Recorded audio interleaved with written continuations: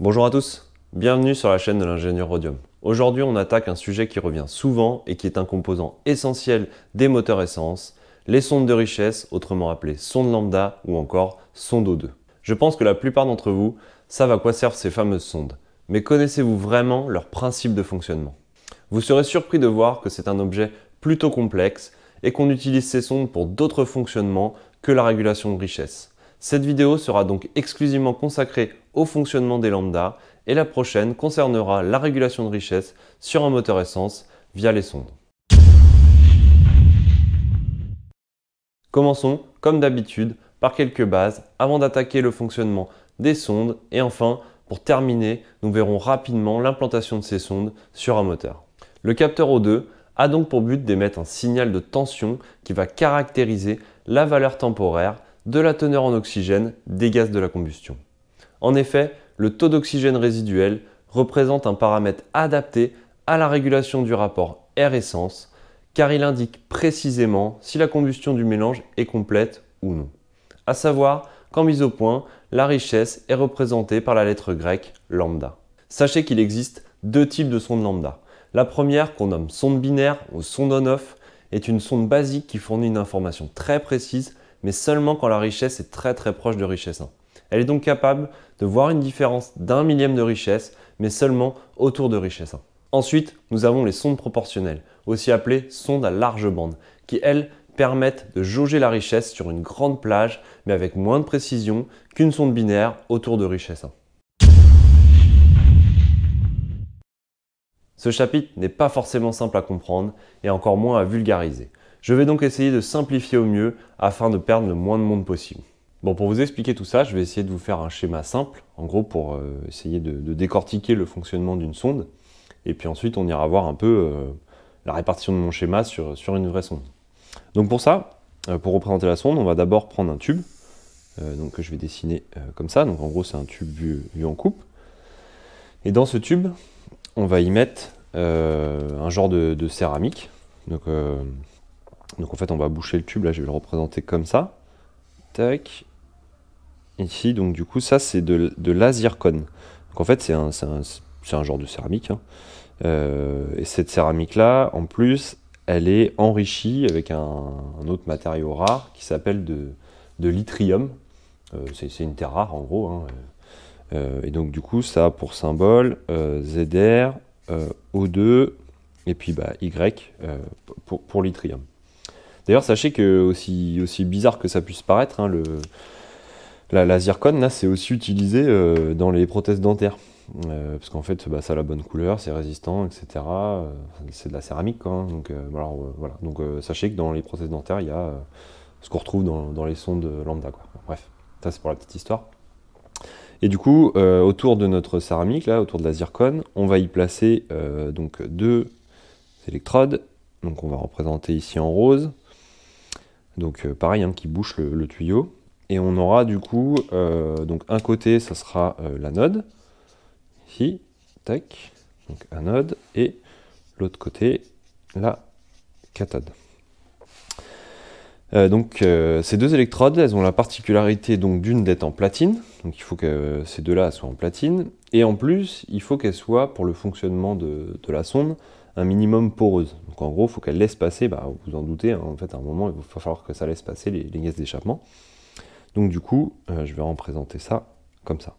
Ensuite, autour de notre tube, on va mettre une résistance chauffante, histoire de faciliter les échanges d'ions. Alors les ions, ça parle peut-être pas forcément à tout le monde, mais en gros, les échanges d'ions oxygène au sein de la céramique. En fait, entre les deux électrodes, dans le fonctionnement de la sonde, on va avoir un échange d'ions O2. Donc les ions O2, c'est O2-. Et ces échanges d'ions, ils sont possibles que quand la fameuse zircone, là, le matériau un peu bizarre, il est chaud. Et donc en fait, c'est pour ça, je pense que certains d'entre vous le savent, que les sondes lambda sont chauffées. Donc on va mettre autour de notre tube des résistances qui vont permettre de monter tout ça en température. C'est à peu près autour de 500 degrés. Hein. Donc une fois que la céramique elle est bien chaude, qu'elle est à 500 degrés, elle laisse passer, entre guillemets, on va dire ça comme ça, elle laisse passer les ions de l'anode à la cathode ou l'inverse, O2, au sein même de ce matériau. Et enfin, c'est là que ça commence à se... Enfin, vous allez comprendre un peu comment ça marche. on a du coup côté anode ce qu'on appelle pression O2, donc oxygène référence. Donc en fait, ici, on a deux fonctionnements possibles. Soit ça prend l'air de l'extérieur, donc l'air ambiant. Donc en fait, l'air ambiant, ce qui est bien, c'est que l'O2, il est très stable, quoi. Soit c'est enfermé, entre guillemets, cette zone, elle est enfermée, et dedans, il y a un bout d'air, on va dire, avec une pression O2 stable, en fait, fixe, puisque ça, on ne veut pas que ça bouge, c'est notre référence, en fait. Et l'autre côté, on a ce qu'on appelle PO2 travail. Et donc en fait, PO2 travail, vous l'aurez compris, en fait ici, on fait arriver nos gaz d'échappement. Donc c'est grâce à eux en fait que tout ce bazar-là, il va pouvoir fonctionner, quoi. Maintenant, et c'est là que c'est pas super simple à expliquer, étant donné qu'en fait on a une pression O2 travail et une pression O2 référence qui sont différentes, je vous mettrai un petit schéma à l'écran là, vous verrez, ça sera peut-être un peu plus clair que mon dessin. En fait, pour simplifier, vous pouvez retenir qu'en gros, on a un équilibre au sein des ions dans la céramique, et on a un équilibre au sein des électrons au niveau des électrodes, etc. Mais comme la pression, on appelle ça d'ailleurs la PO2 ref et travail, on appelle ça pression partielle, c'est différent aux bornes de nos deux électrodes, hein, puisque ici, c'est pas la même pression d'O2 que ici. En fait, on va créer un déséquilibre. Et entre guillemets, vous savez que la nature, elle n'aime pas trop les déséquilibres, donc elle essaye de rééquilibrer. C'est ce que vous voyez d'ailleurs sur le schéma à l'écran. En fait, on voit ici que la PO2F, il y a beaucoup d'ions O2, puisque elle est très chargée en oxygène, alors que finalement, suite à notre combustion, on n'a pas tellement d'oxygène. Donc en fait, les ions, ils vont vouloir se foutre la malle. Hein. Et en fait, comme ils se font la malle, si on représente ici, si on met entre guillemets autour de nos deux électrodes, si on mesure, entre guillemets, on va avoir une force électromotrice qui va se faire puisqu'on a un déplacement d'ion. Donc en fait ici, dans ce sens-là, on va avoir un champ électrique. Et du coup ici, qu'on va appeler U, on va en sortir une tension. Et donc en fait c'est comme ça qu'on va caractériser finalement notre richesse. Parce que ici, donc, plus la combustion sera riche, donc en gros plus on aura de carburant, ici moins on aura d'oxygène. Donc le déséquilibre va être très fort. Donc les ions vont vraiment se faire la malle, donc on va sortir par exemple une tension à 800 millivolts par exemple. Et à l'inverse, si c'est une combustion pauvre, on va avoir beaucoup plus d'oxygène, donc ici on va avoir peu d'échanges, et du coup on va peut-être sortir, je sais pas, 100 millivolts. Et du coup voilà, c'est comme ça qu'on va caractériser notre tension finalement, enfin notre richesse. C'est grâce à cette tension finalement, je vais vous montrer après, on va faire une formule mathématique, mais en fait plus la combustion sera riche, moins on aura d'oxygène, donc plus de ce côté-là, référence, ça va vouloir se faire la malle de ce côté-là, donc plus la force électromotrice, la tension va être élevée. À l'inverse, plus la combustion sera pauvre, du coup, moins les ions oxygène de côté référence vont ils vont pas trop vouloir se barrer, donc on aura une tension faible, et donc c'est comme ça qu'on va tirer nos informations de richesse. Donc pour essayer de vous expliquer tout ça, on va passer à l'étape d'après, on va faire un peu de maths, et puis vous allez comprendre du coup un peu plus, je pense, un peu mieux, ce fonctionnement. Bon, pour rester dans les choses simples, on va se servir de la formule d'un certain prix Nobel de chimie. Là, je vous laisserai d'ailleurs nous dire qui c'est dans les commentaires, là, ce petit jeune homme qui a fait cette merveilleuse formule. Donc cette formule, elle nous dit quoi? Donc elle nous dit que la force électromotrice, donc on a vu tout à l'heure, là, qu'on va appeler U, elle est égale à tout ce truc-là. Donc c'est égal à RT, divisé par 4F, par ln logarithme de P, donc pression, O2 travail, sur P, O2 référence. Cela, il vous parle. Voilà. Qu'est-ce qu'on connaît là-dedans? On connaît U finalement, puisque ça on le mesure. On a vu tout à l'heure que c'était notre tension, donc en gros ça peut être, je sais pas, 800, 500, donc on va prendre une valeur au pif, on va mettre 500 millivolts. Donc ça on le connaît, on le mesure. Ensuite on a R, ça c'est aussi connu, c'est la constante des gaz parfaits. C'est une valeur fixe quoi.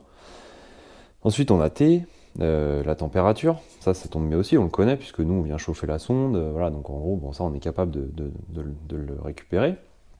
4, 4 c'est fixe. F, F, c'est la constante de Faraday. Donc ça c'est pareil, hein, Faraday, bon, ça vous parle peut-être pas, mais bon, c'est un petit gars connu hein, aussi. Ensuite, PO2ref, ça on le connaît puisque c'est en gros l'O2 référence, donc c'est la partie fixe finalement là où soit c'est une zone enfermée dans la sonde, soit c'est l'air ambiant, donc ça bouge jamais, donc c'est pour ça que c'est bien connu. Il nous reste PO2 travail, et ça tombe bien finalement, puisque c'est ça qu'on cherche, quoi, puisque c'est grâce à ça qu'on va savoir si notre combustion est riche ou pauvre. Et donc en fait, le but, hein, c'est de réécrire l'équation, bon, je ne vais pas le faire là, mais avec PO2 travail égale, et du coup, faut réagencer l'équation. Bon, je vais être sympa, hein, y a des gens qui l'ont fait pour vous, donc voilà ce que ça donne à l'écran. Donc en gros, on retrouve à gauche, sur l'axe des ordonnées, notre tension U, donc ça, finalement en millivolts, notre force électromotrice en gros, quoi.